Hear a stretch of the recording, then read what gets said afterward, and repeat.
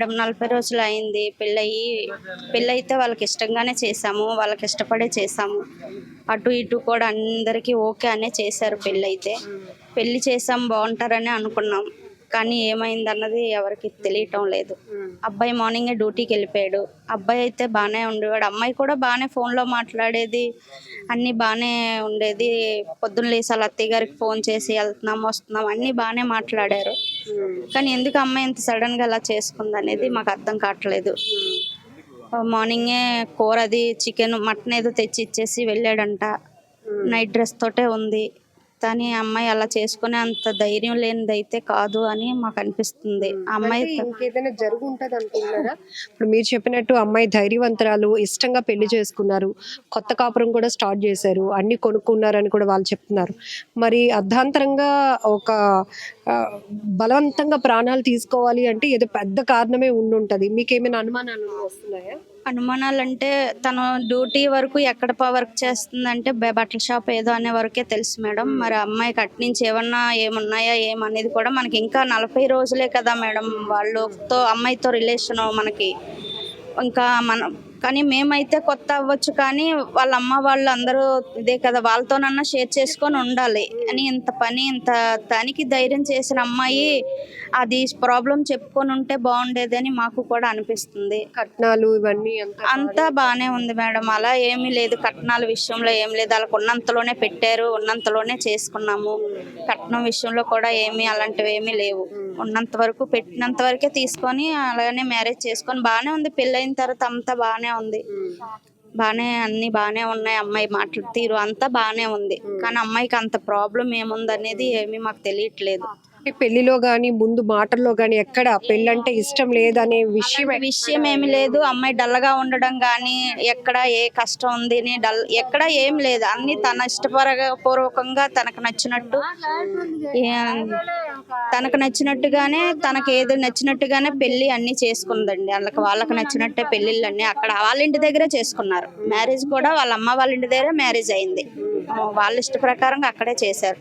ఇందులో వాళ్ళకి ఎవరికి బలవంతం అనేది ఏమి లేదు. వాళ్ళ ఇంటి దగ్గర మ్యారేజ్ అయింది. వాళ్ళది మిరితి వలసలో ఉంటారు. వాళ్ళ దగ్గర మ్యారేజ్ చేసి పంపించారు. కానీ అబ్బాయి మంచోడు, వాడు వెళ్ళే డ్యూటీ ఇదే తప్ప వాడికి రెండోది లేదు మేడం. కానీ ఇంత కష్టం వస్తుందని మేము అనుకోలేదు. ఇప్పుడు ఆ అబ్బాయికి అసలు ఏమైందో కూడా అర్థం ఆడికి కూడా ఏం తెలియదు పరిస్థితి మేడం. ఎందుకంటే ఇప్పుడు అందరూ అమ్మాయి అయినా అబ్బాయి అయినా కొత్తగా పెళ్ళైందంటే చాలా ఊహలు ఉంటాయి. ఇలాగ చూసుకోవాలి, నా భార్యని ఇలా ఉండాలి, ఉంటాయండి. ఏదో అన్ని ప్లాన్లు వేసుకునే మైండ్ సెట్ కూడా వాడిది కాదు. రమ్మంటే వెళ్దామంటే వెళ్తాడు, వద్దు అనుకుంటే మైండ్ సెట్ వాడి చిన్నపిల్లడు మైండ్ సెట్ వాడిదంతా. అంటే మనం పిలిస్తే వస్తారు, పిల్లలు ఎలా ఉంటారో అలానే ఉంటాడు వాడు. అందులో మేమైతే చెప్పగలం. పాప కూడా తను మాట్లాడిన తీరు అంతా బాగానే ఉంది, బాగానే మాట్లాడే, ఇద్దరు బాగానే ఉన్నారు. సరే కొత్త లైఫ్ స్టార్ట్ చేశారు కదా, బాగుంటారని అనుకుని వేరేగా రెంట్కి తీసి పెట్టుకోవటం, వాళ్ళ డ్యూటీలకి పరంగా వాళ్ళకి దగ్గరలో ఉండటానికి వాళ్ళు ఉన్నారు. ఈ గ్యాప్ లో మరి వీళ్ళు ఇద్దరిది విజయనగరం అయినా వీళ్ళు పనిచేస్తుంది వైజాగ్ లో కాబట్టి కన్నుటెంట్ గా అబ్బాయి కన్నుటెంట్ గా ఉండనట్టుగా దగ్గరలో ఒక రూమ్ తీసుకొని ఉన్నారు వాళ్ళు. మరి ఏరియా ఎలా ఉంటది ఏంటన్నది మరి మనకి ఐడియా. ఒక్క విషయం చెప్పండి, ఈ మధ్య చూస్తున్నాం చాలా విషయాలు. ఏమైనా ఉంటే పెద్దవాళ్ళకో లేకపోతే స్నేహితులకో ఎవరికో చెప్పుకొని ఒక సొల్యూషన్ తీసుకోకుండా పెళ్ళికి ఒప్పుకుంటున్నారు. ఆ తర్వాత బలవంతంగా ఇలా ప్రాణాలు తీసుకోవడం వల్ల అటు ఈ కుటుంబం ఆ కుటుంబం ఆ ఊరు వాళ్ళు ఈ ఊరు వాళ్ళు అందరికీ నష్టం వస్తుందండి. ఇలాగా ఇదైతే నేను అది మాట అనొచ్చో లేదో నాకు తెలియదు, కానీ ఆడపిల్లలకైతే నేనైతే చెప్పదలుచుకున్నది ఒకటేనండి. ఏదైనా ఉంది అంటే మ్యారేజ్కి ముందు ఏదైనా ఉంటే సెటిల్ చేసుకోవాలి.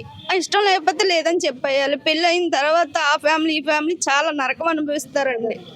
ఇప్పుడు పిల్ల పోయింది వాళ్ళకి నరకమే, వాళ్ళకని హ్యాపీ అని నేను అన్ను. కానీ వాళ్ళు ఎంత సఫర్ అవుతారో యువతలు వీళ్ళు కూడా అంత సఫర్ అవుతారు. ఎందుకంటే ఇది లైఫ్ లాంగ్ జరగాల్సిన జర్నీ అని చెప్పి ఇద్దరికి మనం పెళ్లి చేస్తాము. వాళ్ళకి ఏదైనా ఇబ్బంది ఉన్నా కష్టం ఉన్నా ఎవరితో దయచేసి చేసుకుంటే బెటర్గా ఉంటుందండి. ఇది మాత్రం రెండోది ఏంటంటే ఇప్పుడు వాళ్ళ ఇన్వాల్వ్మెంట్ లేకపోయినా అబ్బాయి అనేవాడు కొన్ని నిందలు మోయాల్సి వస్తుంది. వస్తుందండి, అది మాత్రం డెఫినెట్ గా చెప్పగలం. ఎందుకంటే వాళ్ళు ఎలా ఉంటారు అనేది అవతల వాళ్ళు ఎలా పడితే వాళ్ళ మాటలు అనేస్తూ ఉంటారు.